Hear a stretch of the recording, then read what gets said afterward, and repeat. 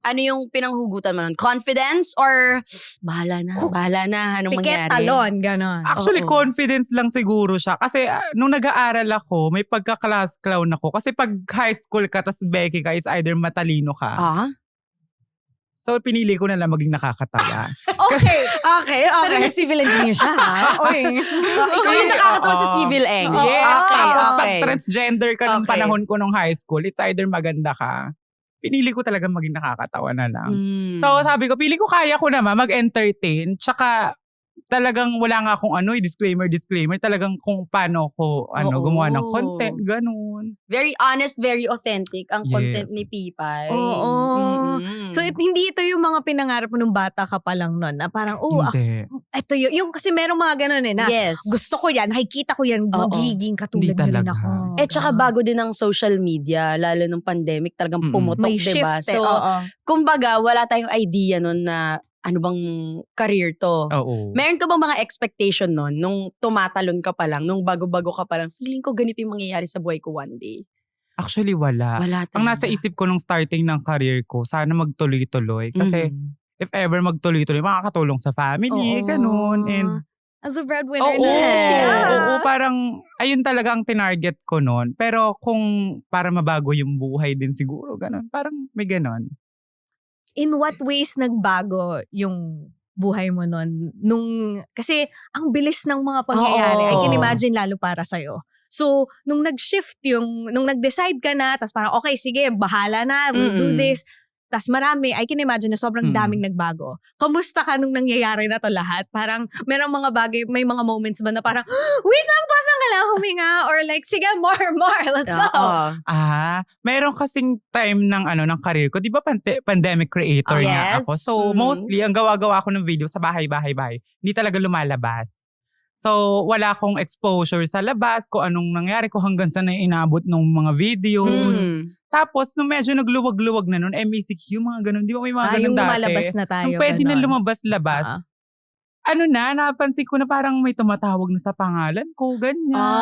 Tatawagin ako sa labas, talong ni Juice. Ano ba, bakla? Parang tatawagin na. Tapos, yung pinaka naloloka ko, yung first flight ko sa ibang lugar. Sa Pilipinas pa rin naman. Parang mga bandang Visayas ata yun or Mindanao. Basta ganon. Tapos, ayun nga, kasi after pandemic, so first time nakalabas-labas. Nung may mga nakakilala rin sa lugar na yun, sabi ko, ay sorry. Okay lang, pwede naman i-bleep, pwede edit out. Pero talaga, abot hanggang dito. So para akong shock na siya. Parang hindi ko siya, sobrang overwhelmed. Kasi hindi ko alam ano i-react ko. Kailangan ba mabait ako sa'yo? Hindi, promise. Wala tayong media training Hindi pa naman ako masyadong people pleaser. Parang that time, di rin ako marunong mag-take ng compliment na nakakatawa. Kasi bago so blank lang yung face ko. Parang, thank you. Parang ganun. Meron ka bang mga yung mga moments with your fans na talagang masishare mo, parang yun yung pinakakakaibang moment mo? Pag tinanong ka, anong kakaibang moment mo with a fan? Kakaibang Ano yung moment. top of mind mo na like, alam mo, nagulat ako na ganito yung nangyari sa event ko na to. May ganun ba? Event? Ano ba? Kasi usually sobrang friendly ko sa fans. Oo. Oo, seryoso yan. Maliban lang minsan pagka kunyari kumakain. Hindi ako rude. Yung sa personal space mo eh. Oo, yun. Pero kung memorable sa fans, wala masyado. Okay. Sorry. Lahat. Okay, lahat. Joke lang. Sa mga Of fans course, nyo, kailangan maging Siguro memorable. pinaka-memorable kasi first time niya. Di ba dati pag artista, Oh. parang ang kailangan mo sa kanya, gustong-gusto makuha sa kanya picture o kaya autograph. Oh, yes. Etong first time na to, tapos nung lumabas nga ako nito, tapos first time kong ginawa ng portrait. Ang cute Oo, naman. na hanggang ngayon nasa kwarto ko siya kasi Ay, ang pinaframe ko. cute Sabi ko yung naman very nun. first na may nagbigay na to, talaga Ang ganda. memorable. Parang, sino ba naman ako para gawan mo ng ganyan? Parang paglaanan mo ng oras. Paint me like one of Diba? your French Di naman ako girls. maganda. Masarap Ang lang ganda. ako talaga. Pero, diba? Parang sobrang Sobrang lasa.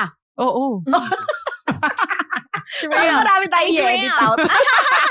Ang ganda, nakakaganda naman makareceive nung parang portrait na Oo. pinaglaanan ng oras talaga. Yes. Parang Hindi siya gawin parang siya. binilang ka lang ng regalo. Ayun, pwede yun. Pero yung naglaan siya ng oras. Kasi mukhang Personal matagal yun. niya.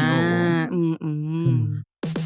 If this episode made you reflect on your own life decisions, then maybe it's time to ask yourself the same question.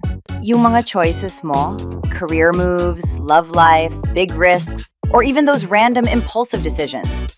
Worth it ba talaga?